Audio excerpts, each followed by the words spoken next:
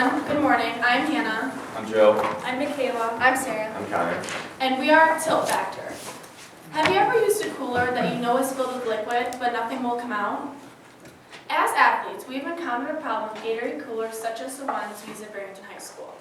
We have discovered that when the water level reaches a certain point, it is too low for liquid to come out of the spout. This is a problem that wastes time, money, and efficiency. This wastes time because these coolers are pretty heavy when they're filled with the liquid. It takes up to 2 to 3 people to help tilt the cooler to get all the liquid out. This is money and time that you shouldn't be wasting during your practices, games, or events. This also wastes money because, as you see, when you use our stand, you're saving about a quart of water each time you use it. This is 30 cents of water each time you use our stand. Let's say you used our stand for a year, each day. You'd be saving about $110. Now, at Barrington High School, we mainly fill ours with Gatorade. Gatorade is 60 cents a quart. So for each stand, you'd be saving about $250 a year per stand. In addition to these problems of wasting time, money, and efficiency, we have also learned that a huge problem is the hassle. Some of our main companies that we're going to are places like YMCA's and local park districts. They have said that one of the main problems is that it's too much of a hassle to take care of children and also to worry about filling the coolers because these Gatorade coolers are mainly used in summer camps.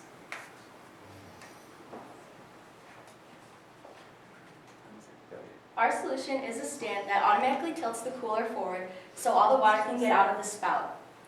Our stand currently is made out of wood and it can only fit a 5-gallon cooler, but we would like it to be made out of plastic because it is lighter, waterproof, and cheaper to manufacture. Our stand works because of a pivot point in the middle and there are springs underneath on the bottom platform. Cool. Very Our- clever.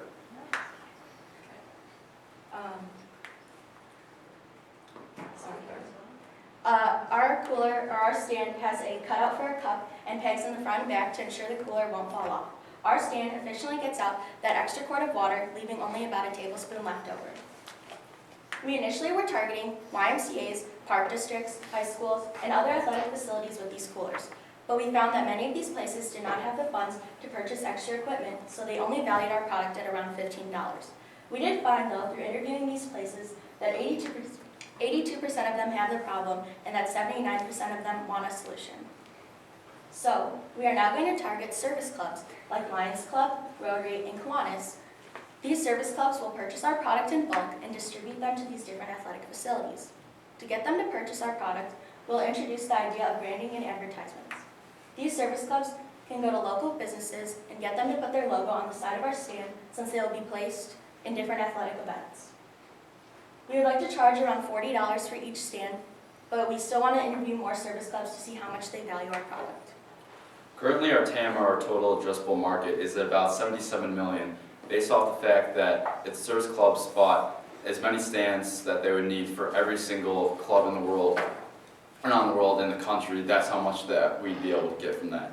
But our serviceable addressable market realistically is at 54 million, assuming that the service clubs are going to buy a certain quantity based on how many clubs they think are actually going to buy the stand and whether or not the clubs actually want the stand.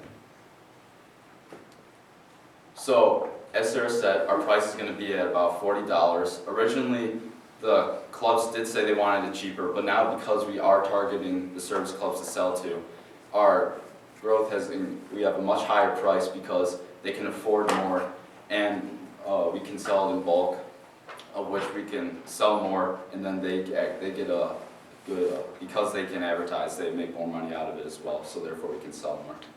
And because of the distribution process we have with the service clubs, our growth is much higher, so by year 2 we should be at a 50% growth rate, increasing 10% each year, and that's where you can see the spike in our graph in year 5.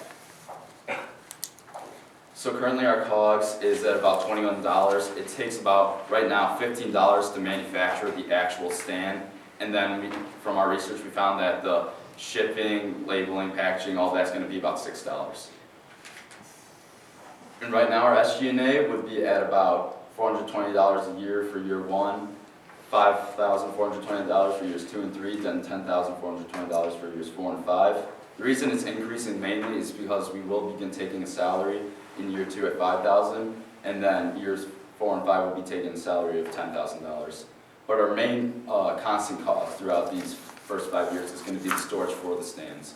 We found that it's about $35 a month for a storage locker, of which we would keep these stands. So after heavily researching our possible competitors early on, we have found that we have a very unique product. The only possible competitor we have is Cosmo Coolers, a cooler on a tripod.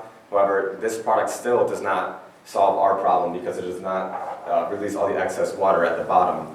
So therefore, we still have a very unique product. And also this product costs $80, which is double what our product costs, and price is one of the situations that we found most beneficial for our product because these park districts don't want to replace all of their coolers and they want to solve the problem though. So this is the only possible competitor. And we will be asking for $250 to make 4 more new wood prototypes. We'll test out more customer segments with these prototypes and we can see get feedback from these customer segments. This money will go into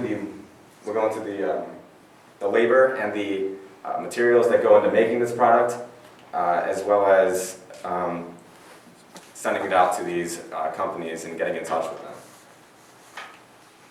We plan to give our 4 prototypes to these 4 athletic facilities, a YMCA, a high school, a park district, and a country club. We chose these places because through our surveys we found that these are the 4 places that find our product with the most value. We decided to make these prototypes so that we can improve our product a couple more times before we hand them to the service clubs. We also chose to do this to give the service clubs evidence that at these 4 places our product has value.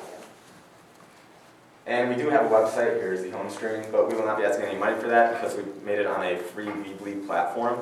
This website includes our homepage, which tells us a little about ourselves and our product, and it includes videos and pictures. It has a reasons for investment and a contact us page, and we send this website to businesses like service clubs because our go-to-market plan is business to business. For our timeline, for our prototypes, we need funding, which is seen here under February 7th. We are planning on asking a woodshop student, we have asked a woodshop student to create our 4 prototypes, and that we would ask them by February 14th so that they could be created and handed out to our athletic facilities by March 7th. We chose to ask a woodshop student rather than a manufacturer because we found it would be too expensive to ask a manufacturer for this amount of stands. After we give them out to the 4 local places, we would like them to keep it until April 1st, and then we come back with a survey for them to complete, asking what they liked about it and what needs to be improved. We'd continue to repeat this process until May to gain as much evidence as possible for our service clubs and to improve our product as much as possible before they buy it in bulk. Along with doing this, we'd be going to local businesses to ask them if they would like to be advertised on our stand and how much they'd be willing to pay for that, and possibly even being advertised on our prototypes. Essentially, our company will not only be profitable to us due to the money that we get from the companies buying from us in bulk, but to service clubs due to advertisements, athletic facilities due to the fact that they're saving water, time, and money, and the environment due to the saved water. Our product essentially saves companies time, water, and money. Again, we're Tilt Factor. Thank you.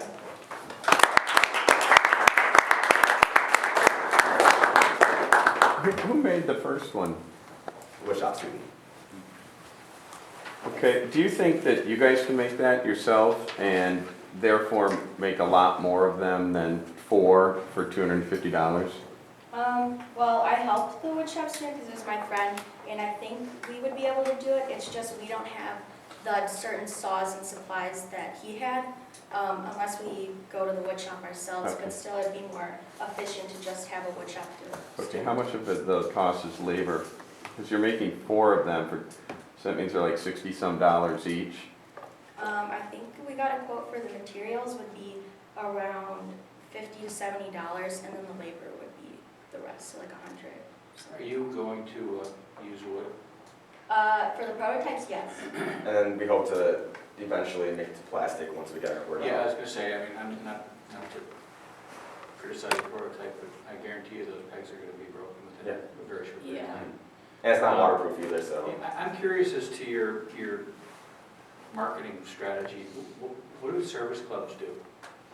Well, the service clubs, we go to them directly, and they will usually find anything to put their brand on. And so they always are looking for new ways to like advertise, and as these will be out in like athletic facilities, which all these parents go to watch their kids. And do they have some relationship with, high schools and sports? Yes. events? Yes, if you look around the high school, you'll see like Rotary. and- Rotary made this classroom. That- Like such as there's. Like they didn't make the classroom, but they invested in And part. then they have their advertisement in in the smaller rooms. Good, and they've got kind of a, broad-based appeal to a lot of areas around here. We recently national. spoke with Lions Club in Barrington, and they said that they deal with a lot of schools that might be interested in this product, so. The one thing I'm curious about is you indicated that feedback was that people would be willing to pay $15 for them.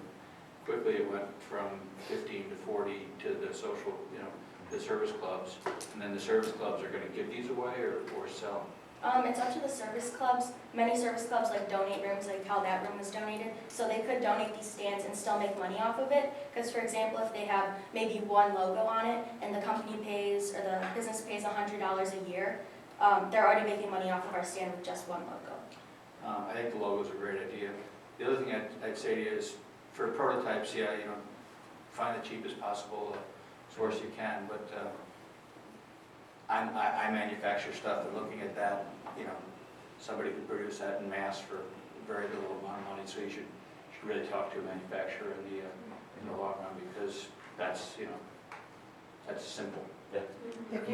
We still currently are in the process. We have talked to a few. There was some miscommunication, but we're still getting, we've been talking to some manufacturers, so we are figuring out how much it would cost to mass produce these. If you'd like to get some recommendations for people who do that kind of work, I'd be happy to help you with that. Thanks so much. Great information.